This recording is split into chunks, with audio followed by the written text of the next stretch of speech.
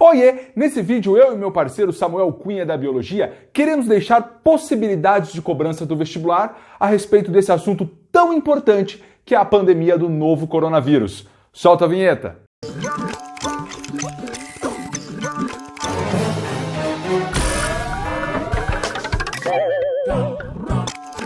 Fala pessoal, tudo certinho? Professor Jamal, muito obrigado pelo convite para que a gente possa fazer aqui esse bate-papo sobre um assunto tão importante e que certamente vai cair nos vestibulares. Então olha só, em 1638, a condessa de Chinchón, esposa do vice-rei espanhol no Peru, foi acometida de uma forte febre terçã. Ao ingerir uma poção feita pelos índios, chamada de quina-quina, a febre cedeu e a continuidade no tratamento a deixou curada. 1638. Febre terçã. Gente, lembre-se, febre terçã é causada por um protozoário. O protozoário que causa malária. Então ela estava com a malária. E ao tomar esse medicamento, uma poção feita pelos índios, ela se curou. Mais de 100 anos depois, em 1753, Linneu, o pai da taxonomia, descreveu essa espécie de planta, no qual os índios faziam essa poção. O nome da espécie é Cinchona officinalis. Muito tempo depois, e utilizando essa mesma planta, na década de 1930, foi feito um outro medicamento chamado de cloroquina. E pouco tempo depois, na década de 40, foi feito um medicamento hidroxicloroquina. Tudo da mesma planta, do mesmo princípio dessa planta. Tanto a cloroquina quanto a hidroxicloroquina são medicamentos utilizados para a malária, para o lúpus, para a artrite reumatosa e até mesmo para a amebíase visceral. E qual é a diferença da cloroquina para a hidroxicloroquina? Ambos têm a mesma ação, porém a hidroxicloroquina tem efeitos colaterais um pouco menores. Mas será que realmente esses medicamentos devem ser utilizados para o combate ao Covid-19? Aí é outros 500. Para um medicamento ser liberado para a população, independentemente se ele já existia, mas ele vai ser liberado para uma nova doença, ele tem que passar por uma série de testes. Basicamente, são 4 etapas. Na primeira etapa, você testa em pacientes saudáveis, sem a doença, e um número pequeno de pacientes para acompanhar se vai ter algum efeito colateral ou se essa droga, se essa nova substância a ser ministrada vai ter uma interação forte com outros medicamentos ou outras substâncias. Na segunda etapa, você já faz um teste com uma população um pouco maior. São testadas dosagens diferentes por um período mais longo. Se tiver tudo ok na primeira e na segunda etapa, vem a terceira etapa. Nessa etapa, você faz um teste com milhares de pessoas e você tem grupos diferentes. Por exemplo, uma população que recebe um medicamento placebo e outra que não recebe, que recebe realmente aquela substância. Só que eles não sabem. Por que tu dá um medicamento efeito placebo? Justamente porque se espera que uma pessoa que está tomando uma cápsula de farinha, né, por exemplo, não tenha nenhum efeito esse medicamento sobre aquela pessoa. Então a gente tira a variável psicológico nesse momento. E essa terceira etapa pode durar até 4 anos. E a quarta etapa é chamada de farmacovigilância. Como o medicamento já passou por 3 etapas, agora ele é liberado para milhares de pessoas e a ideia é analisar se essas pessoas estão tendo qualquer tipo de efeito colateral ou não. Tanto é que quando a gente pega a bula de um medicamento que chega até a assustar, fala lá, efeitos colaterais. Aí tantos por cento tiveram náuseas, tantos por cento sonolência, tantos por cento. Aquilo é feito por causa desses testes realizados. Tá, e para Covid-19? Por que não libera logo esse hidroxicloroquina ou a cloroquina? Libera logo. Gente, não é assim. Tem que ser passado por essas etapas. É óbvio que se mostrou eficiente em alguns casos, em outros não, porque todo medicamento tem um efeito colateral. Por exemplo, quando você toma um remédio para dor de cabeça, tá com dor de cabeça, tomou um remédio ali, ele não está atuando só nesse cantinho da dor de cabeça, ele atua no corpo inteiro. Esse é o caso da hidroxicloroquina e da cloroquina. Muitos testes têm que ser realizados até que esse medicamento seja liberado para a população. Enquanto isso, a Anvisa liberou 3 notas. Primeiro, esses medicamentos são registrados pela Agência para o Tratamento da Artrite, Lúpus Eritematoso doenças fotossensíveis e malária. 2. Apesar de promissores, não existem estudos conclusíveis que comprovam o uso desses medicamentos para o tratamento da Covid-19. Portanto, não há recomendação da Anvisa, no momento, para a sua utilização em pacientes infectados ou mesmo como uma forma de prevenção à contaminação pelo novo coronavírus. E terceiro, a automedicação pode representar um grave risco à sua saúde. Dito isso, vem a pergunta: como pode ser cobrada a cloroquina ou a hidroxicloroquina nos vestibulares? E aí o professor Jamal vai explicar para vocês a molécula da hidroxicloroquina e como ela vai ser ou poderá ser cobrada nos vestibulares. Se eu tivesse que apostar, eu apostaria que vai cair em vários vestibulares do Brasil.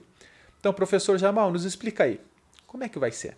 Fala, meu amigo Samuel Fera na biologia. Eu aqui na química quero deixar duas possibilidades de cobrança do vestibular com relação à hidroxicloroquina.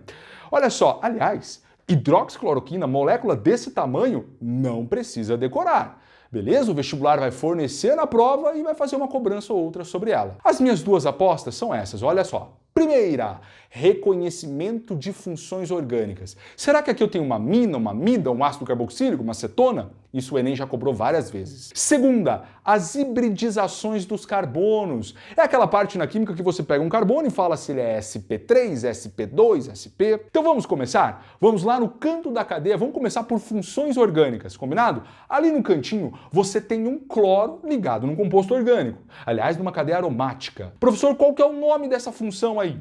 Você precisa lembrar o nome da família do cloro. O cloro está na 7A, ou grupo 17, conhecida como família dos halogênios. Então, pelo fato do cloro ser um halogênio, quando ele aparece na orgânica, a função recebe o nome de haleto orgânico. Haleto de halogênio. Haleto orgânico, nossa primeira função. Agora, antes da gente continuar, eu quero deixar uma dica bem legal para você não esquecer que 7A é halogênios. Olha só, pegue lá, 7A, né, professor? 7A halogênios. Pegue o 7, estique um outro tracinho aqui do lado, ó, vira um H. HA halogênios. Pô, professor, legal essa, mas e o 17? O 17 também dá para fazer, ó. 17, estique esse tracinho do 7 aqui, ó. Virou um H diferente, mas virou um H de halogênios também. Então assim você não precisa mais se preocupar, né, em ficar decorando os 7 halogênios, porque é bem importante. Vamos seguir. Próxima função aqui de cima. Função com nitrogênio, função nitrogenada. Aqui é clássica a cobrança do vestibular entre amina e amida. Eles tentam confundir você. Vamos voltar para o nosso cantinho do apoio ali, ó. Amina é nitrogênio ligado em carbono. Amida, nitrogênio ligado em carbono também. Parece igual, né? Mas a diferença é que na amida, esse carbono ligado ao N está ligado por dupla ligação ao O. Essa região C dupla O a gente chama de carbonila. Então repare que a amida tem C dupla O e o N ligado nela. A amina não tem.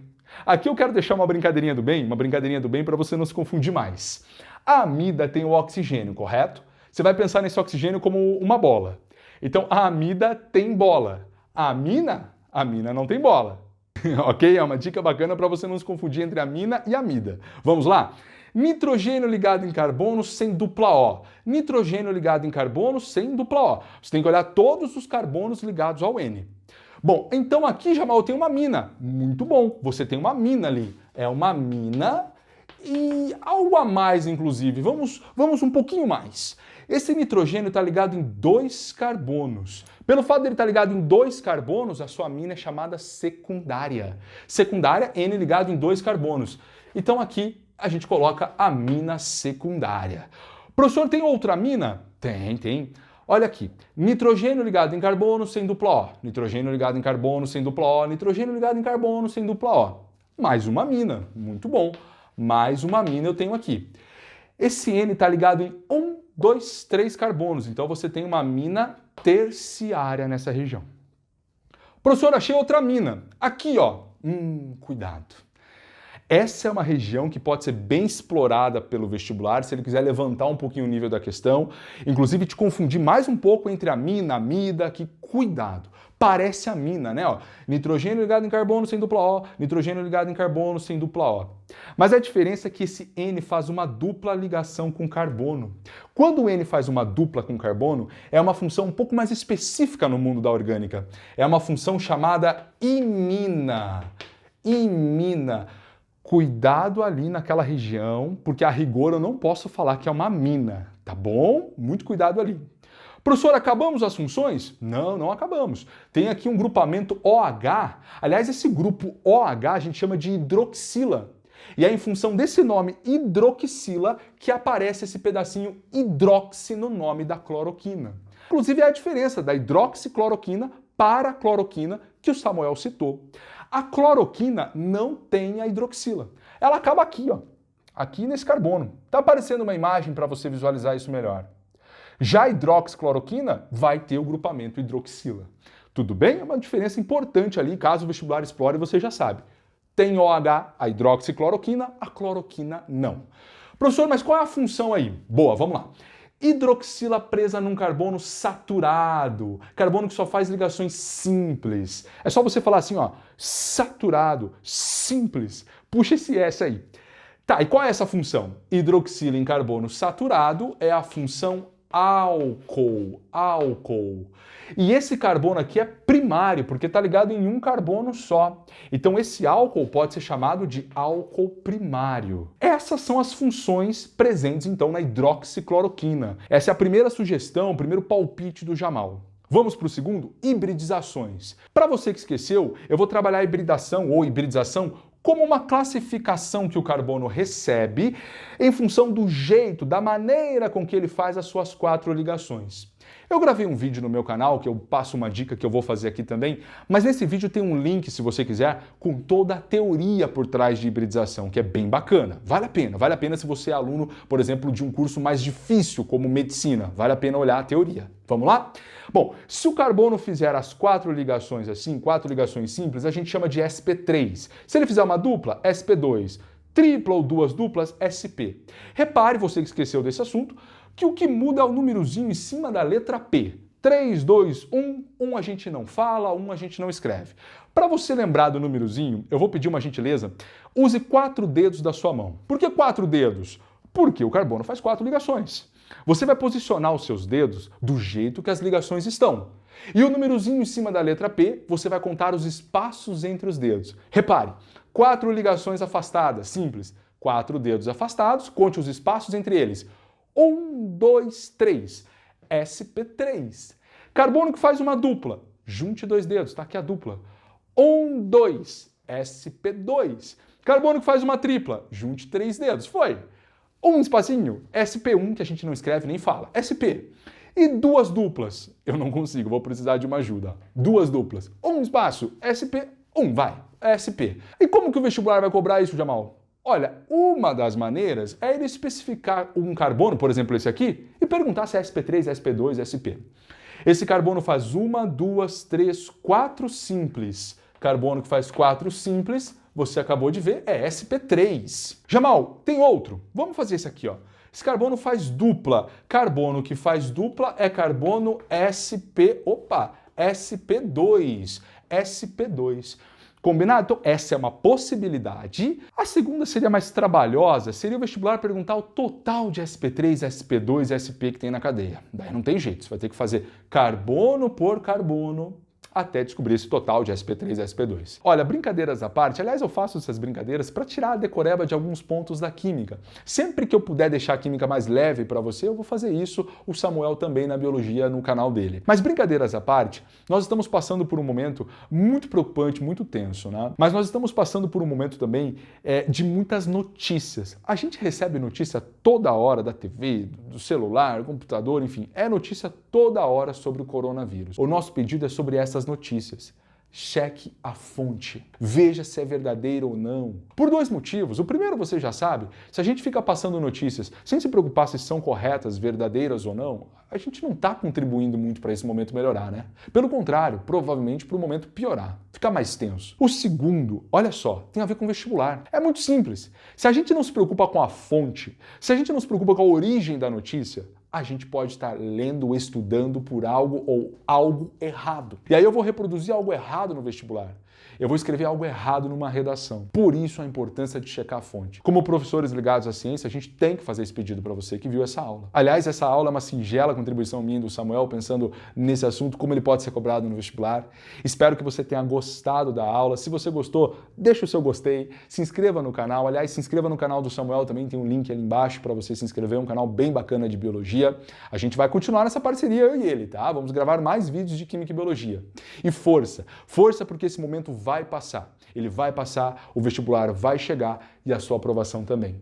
Muito obrigado por ter assistido essa aula. Até o próximo vídeo. Um grande abraço.